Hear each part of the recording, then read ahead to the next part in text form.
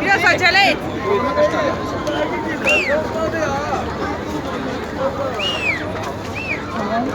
Ha?